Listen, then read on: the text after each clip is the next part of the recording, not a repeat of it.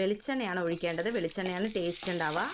ഇഞ്ചിയും വെളുത്തുള്ളിയും അതുപോലെ തന്നെ പച്ചമുളകും ഉള്ളിയും കൂടെയാണ് ആദ്യം വഴറ്റുക.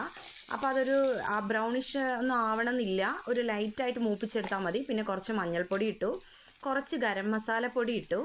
പിന്നെ നിങ്ങൾക്ക് വേണമെങ്കിൽ ആഡ് ചെയ്താൽ മതി. അതിൻ്റെ സ്മെല്ല് ഇഷ്ടമല്ലാത്തവർക്ക് അത് ഉപയോഗിക്കാതിരിക്കാം. പിന്നെ കുറച്ച് ഞാനിവിടെ റിയലിൻ്റെ ആണ് ചിക്കൻ മസാല ഇട്ടിട്ടുണ്ടായിരുന്നത്, അത് കുറച്ചിട്ടു. പിന്നെ ആവശ്യത്തിന് ഉപ്പും, കടല വേവിക്കുമ്പോൾ ഞാൻ കുറച്ച് ഉപ്പ് ചേർത്തിട്ടുണ്ടായിരുന്നു, അതുകൊണ്ട് നോക്കിയതിന് ശേഷം മാത്രം നിങ്ങൾ ഉപ്പിട്ടാൽ മതി.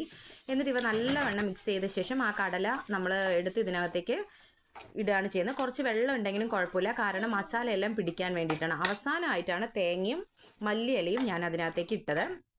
ഒരു 5 മിനിറ്റ് ഈ വെള്ളം എല്ലാം ഒന്ന് കുറുകി വരാൻ വേണ്ടി വെക്കണം. അപ്പോഴേ ആ മസാലയെല്ലാം പിടിച്ച് നല്ല മണം ഇപ്പം തന്നെ വരുന്നുണ്ട്, സെറ്റാവുകയുള്ളൂ. അപ്പോൾ ദേ നമുക്ക് നല്ല ടേസ്റ്റി ആയിട്ടുള്ള തമിഴ്നാട്ടിലെ ചുണ്ടൽ റെഡി.